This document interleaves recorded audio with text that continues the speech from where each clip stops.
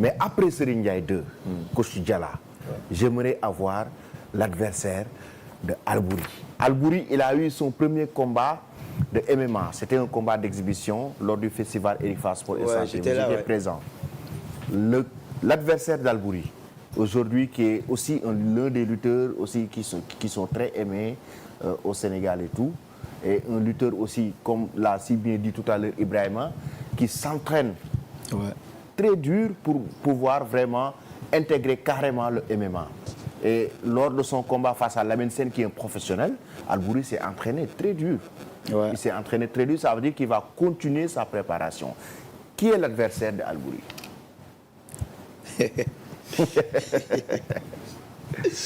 Là, il va croiser... c'est Cass, non? Albouri, oui. Son adversaire qui doit... Albouri, l'adversaire d'Albouri, parce qu'Albouri, il croise un géant de 2 mètres. Hein. C'est 2 mètres. Albouri, c'est Cass. Lui, on appelle Cass la machine. En Cass fait. la machine. Cass la machine. Mais je pense, hein, franchement, ce combat va être un très beau combat parce qu'il est grand. Cass aussi est grand. Lui, il a même fait sparring avec lui là-bas. Ah, tu as déjà affronté Cass Tafsir, non? Tu vois, voilà, ils ont fait des sparring. Donc, je pense que ça va être un très beau combat. Donc, on demande à la régie de nous montrer les images de l'adversaire. Je l'ai vu combattre Lamine. Il s'est très, très bien débrouillé. Oui. Il est très intelligent. S'il continue comme ça, il va aller loin. Ça, c'est... Albouri, qu'est-ce que ça adversaire ou le Gisogoko? Parce que là, ils ont fait tout, ils n'étaient même pas fatigués et il était dedans. Par contre, Lamine était déjà mort. Lamine était mort. Et moi, je pense que ce combat, lui, il a gagné. Je lui ai dit ça. Voilà, peut-être... Il est de nationalité ivoirienne ou... Oui. Peut-être de jour J, il n'y a pas les habits ou bien de jour truc par rapport à ça. Mais sinon, il a gagné le combat. Voilà, donc je pense que... Il est déjà dans le bain, en fait. Il est déjà dans le bain. Voilà. Albouri? Cass, il est là. C'est lui, ouais. 37 ans. Oui, avec 100 kilos. 37 ans. 1m92. Mais il n'est pas plus élancé qu'Albouri. Hein. 3 combats, 3 victoires. Albouri, sa adversaire ngok. Nice. Ah, Albouri. jéem ma koo xam sax à la légère de. dama ne jéemu ma koo xam sax ndax jël naa ko taxaw ma ko xooloo ay combat mag yooyu yëpp yaa ma foto maa ngi ko doo gis Albouri yaa ngi comprendre maa ngi doo gis photom léegi loo xalaat non pare naa man ak ku mënti doon ndax xam nga li waral loolu man ay Francis Ngannou ay Reug ay catégorie boobu ñi nga xam ne ñoo nekk ci kaw man ñooñu laa xool mais pas ñi da leen xeeb non pas xeebu ma leen sax ndax kër moom wala garab boo ci yéeg foog nga jaar ci escalier yi petit à petit far foosu nga jaar ci suuf mais ñi ma xool ak ñi may bàyyi xel ñooñu la mais pas ñi def ay voilà dégg nga élément li mu la wax nee na waa ji Cass la machine la tudd moom day yàq rek waaw ñun moom gis nañ man Albouri laa tudd biram pënn njëmi biram cukkulu njiglaan sere njaajaan njaay man sama maam daawul xeex ak benn nit bu ko kenn musaana toon day bàyyi bu sedd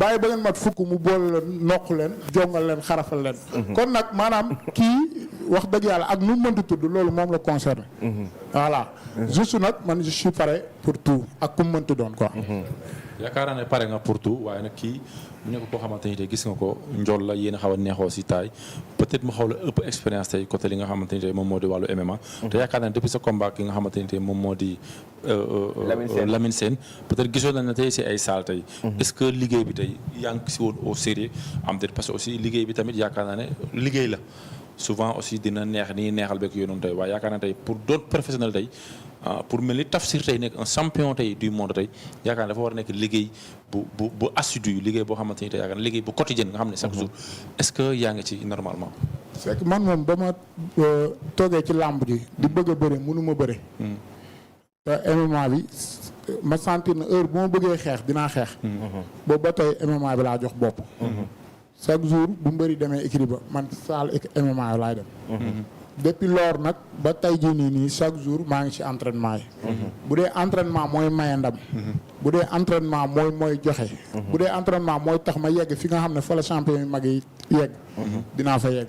comme Petit Lo sa adversaire amagul défaite tey Petit Lo neen Petit Lo sa bopp amagul victoire mais sa adversaire 3 combats 3 victoires. est-ce que yow Petit Lo moom day gagné incha allah ndax moom ki muy xeexal moom. tàmm na loolu tàmm na défaite. man comme que ki may xeexal tàmm na victoire. incha allah damay def le tout rek pour gagné ko. le tout pour gagné ko. voilà te incha allah dama koy gagné. sa préparation ko da ngay continuer yow bàyyi tegg woo sa tànk boobu ba tey. man ba tey ci suba rek avant ñu may woo di ma wax waxu combat bi. entraînement MMA laa jógee. tey ci suba. kon nag man awma lu may xaar ak di xaar ba am combat di doo ko entraîner. wala genre ba ma toogee lamb ji ñu may wax ay adversaire ñuy bañ. ma bëgg a bëree ci lamb ji muy compliqué. depuis lors nag man maa ngi concentré wu ci MMA bi surtout pour dégg ci daali quoi. voilà. tey jii nii Albouri war a daj am combat boo xamante ni day nekk deuxième combat parce que yow sa premier combat exploit bu rëy nga def. mooy nga dajeek ak ki nga xamante ne nii moom mooy Lamine Sène muy un très grand professionnel ak expérience bi mu am ñu gis combat bi nu mu demee woon tey combat bi nii ban défi nga ci am fan la mën a yóbbu fi mu la mën a yóbbu est-ce que xam nga ko. waaw nee naa la borom bitigu mbagg boo gis rek boo xaree xol bi magasin bu mag nga fay fekk ak ay commerçant yu jaay man sama xol bi boo ko xaree ceinture bii rek di xeex. moom nga fay fekk.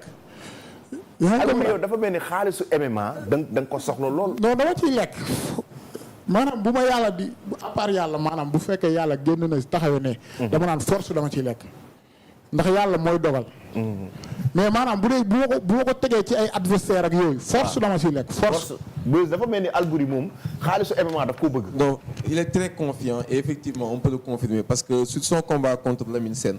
Au début même c'était censé être un combat de kickboxing. Finalement on l'a transformé en combat de African Fight pour que ça soit un peu plus équilibré. Parce que en kickboxing il n'y avait pas possibilité d'aller en lutte. Mais malgré cela Albouri il a toujours été confiant que ça soit du kickboxing et de la lutte. À un moment donné même il charriait en disant que s'il meurt le jour du combat qu'on sache que c'est à cause de Beuz qui lui a donné cette avance. Mais en fait il faut juste que les gens sachent que Albouri il rigole, mais dans le ring il ne rigole pas. Le 30 novembre dans l'octogone, il ne va pas rigoler. Il a vraiment beaucoup d'arguments physiques, techniques à faire valoir. Techniques et aussi sur le cardio, il est très bon. Donc je pense qu'aujourd'hui, le 30 novembre, Albouri fera partie des grandes satisfactions du Sénégal. Il croise normalement Kas qui est ivoirien. Kas, est-ce qu'il est ivoirien? Il est ivoirien. Donc, à domicile, le Wadi di nekk. Côte d'Ivoire à domicile. Côte d'Ivoire waxuma à domicile nañ ko defee biir néegam moom xeex bi ñu def ko biir néegam ma fekk ko fa nokk ko ci biir néegam ci kaw lalam ak nu mu mënti demee yaa ngi ko mën ak domicile ak en tout cas de toute façon man ak moom ñooy nekk ci rim bi. waaw benn ivoirien du taxaw fee benn maire bu nekk Côte d'Ivoire du fa ñëw benn paa bu nekk Côte d'Ivoire du fa ñëw. man ak moom ñoo koy seq ci rim bi. waaw voilà nañ ko defee seen biir kër wala seen biir nekk. jërëjëf sama yoon nekku ci. am na solo coach Jalla. Après Albouri on va passer vraiment à un autre combattant sénégalais. Ok. Un champion vraiment un champion confirmé. Un champion populaire, un lutteur très aimé qui draine énormément de foule.